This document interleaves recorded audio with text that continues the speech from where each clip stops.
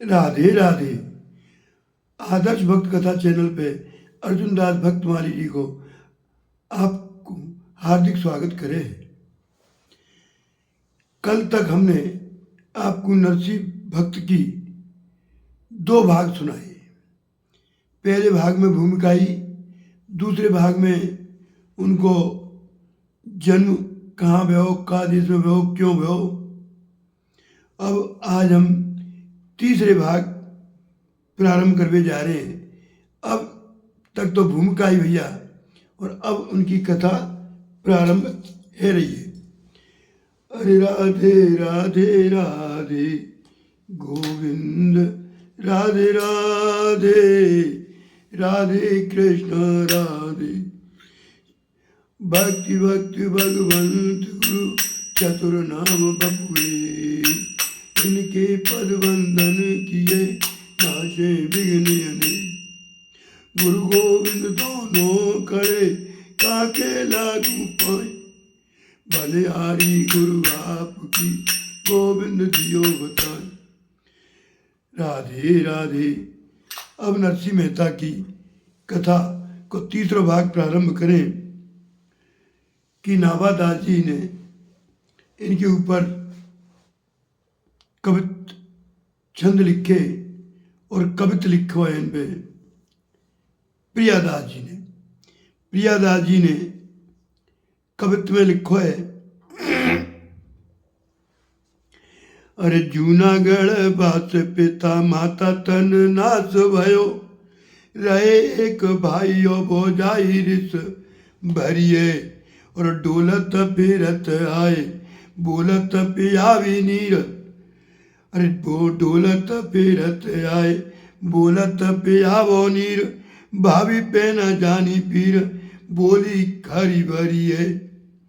और आवत कमाई जल प्याए बिन सरे कैसे, पियो यो जवाब दियो दे थर थरिए। और निकसे बिचारी और निकसे बिचारी कहूँ दिए तन ढारी जानी, मानो शिव पे पुकार करी रहे चित धरिए। तो नरसिंह जी के बारे में कहिए कि जूनागढ़ बास पिता माता तन नाश भयो, रहे एक भाई और भौजाई रिस भरिए। डोलत फिरत आए बोलत भावी प्यावो नीर, भावी पे न जानी पीर बोली जरी भरिए। आवत कमाए, बहुत कमाई करके आए हो, आवत कमाए जल प्याए बिन सरे कैसे, जल बिना तुम्हारा कैसे सरेगो, पियो कहाँ से जाऊं, यो जवाब दियो ते थर थरिए। निक से विचार, ऐसे विचार करके निकस गई, कहूँ दिया तन डार, कहूँ अपना शरीर डाल दियो, मानो शिव पे पुकार करी, एक शिव मंदिर में जाके पुकार करिए, रहे चित धरिए। भावार्थ में लिखिए, भक्तवर श्री नरसिंह मेहता जी गुजरात प्रांत के जूनागढ़ निवासी, आपके माता पिता को स्वर्गवास है चुको। घर में एक भैया और भाभी। भैया तो इतना क्रोधी स्वभाव का नहीं, पर भाभी उनकी बड़ी क्रोधी स्वभाव की।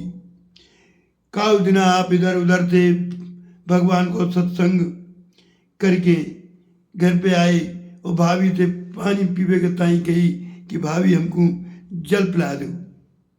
भाभी ने ये तो समझी नहीं कि देवर जी थके हैं, प्यासे हैं। वे तो मनी मन जल के भर गई और बोली, कहा बोली, तुम बड़ी भारी कमाई करके आए हो ना, जो मैं तुम्हें जल पियाऊं, और जल पिए बिना तुम्हारा काम कैसे बनेगा, अपने आप लाओ और जल पी लो। भाभी ने जब खरी खोटी इनको सुनाई है, जब खरी खोटी सुना दी इनको, जब ऐसा जवाब दियो तो इन्हें घोर अपमान अपना अनुभव भयो भैया। और सोच में लगे, कहाँ करूं, कहाँ जाऊं, क्या करूं। अनुभव करके श्री नरसिंह जी को शरीर कांपने लगो है। और जे बिना जल पिए भये अपने वह घर से निकल गई। वो मन में सोचने लगे, ऐसे जीवन थे कहा सुख, कहूँ अन्यत्र जाके जा जा दुख भरे शरीर को त्याग दूंगो। बाहर जंगल में जाके एक शिव जी को मंदिर मिलो, वहीं जाके आप पड़ गए। मानो कि आपने शिव जी की शरण में जाके अपना दुख निवेदन कर दिया हुए। स्वर चित्त से, स्थिर चित्त से आपने शिव जी को ध्यान किया है और कहने लगे वहां पे, ओम नमः शिवाय, ओम नमः शिवाय, ओम नमः शिवाय, ओम नमः शिवाय, ओम नमः शिवाय, ओम नमः शिवाय, ओम नमः शिवाय, ओम नमः शिवाय। भैया मेरो करो तो बैठ चुको है, काम ना करो तो फिरू। आपके प्यार के कारण मैं छोटी बहुत कथा कह रहा हूँ या टूटे फूटे ढूंढे गले थे। अब जहाँ में बात आई है, इनके पिता को नाम कृष्ण दामोदर दास और मैया को नाम लक्ष्मी गौरी। बड़े भैया को नाम बंशीधर रहे। जब नरसी 5 वर्ष की हथकाए तब ही इनके मैया पिता गुजर गई। स्वर्गवास है गो इनकी दादी रहे जय कुंवर। उन्होंने इनको पालन पोषण कियो। कहो जावे जे बचपन में गूंगे तो हाट केश्वर के निकट, हाट केश्वर एक मंदिर है, हाट केश्वर के निकट विराजमान एक संत के पास इन्हें इनकी दादी ले गई और प्रणाम करावे के ताई, उनके दंडवत प्रणाम करावे के ताई उनके चरण में डाल दियो और उनसे कही, हे भगवान, हे संत देवता, हे महात्मा जी, जाकी वाणी खुल जाए ऐसा आशीर्वाद दे दो। महात्मा जी ने कमंडल से गंगा जल लियो और इनको मार्जन कियो और कही, राधे कृष्ण कहो, और इनके कान में जोर से बोले, राधे कृष्ण। और 22 समय तेजे इनके मुख से निकली, राधे कृष्ण राधे कृष्ण राधे कृष्ण राधे कृष्ण राधे कृष्ण राधे कृष्ण राधे कृष्ण राधे कृष्ण। और तब इनकी वाणी खुल गई। इन्होंने वाणी से सबसे पहले भगवान राधा कृष्ण को ही नाम उच्चारण कियो। तब से निरंतर जाई नाम को जाप कियो करती। माता पिता को तन्नाश है गो, जो मैया पिता को मरवो, भाभी को विरोध आदि सवरी बात भगवत कृपा से ही हो में भैया। जहाँ में श्री कृष्ण भगवान ने कही गीता में, हे अर्जुन, मैं जहाँ पे प्रसन्न हूँ बा को धन धीरे धीरे हरण कर लूँ और अपने बंधु बांधवन से विरोध करा दूँ, जाते वो कष्ट में जीवे और कष्ट में सबकी आशा त्याग के मेरो ही ध्यान करे, मेरी शरण में ही आ जावे। अब वहाँ में एक शब्द आयो, भाई और भौजाई। उन दिनों में जूनागढ़ को शासक राव मंडली क्षत्रिय वंशीय, वो हुमायूं के अधीन, बाबर को बेटा हुमायूं के अधीन। बड़े भैया बंशीधर को राजा 100 रुपया मासिक वेतन देव कर तो ये थानेदार रहे। बहुत से सिपाही घोड़ा इनके पास है, तो इन्हें तो अपनी प्रतिष्ठा को बहुत अभिमान।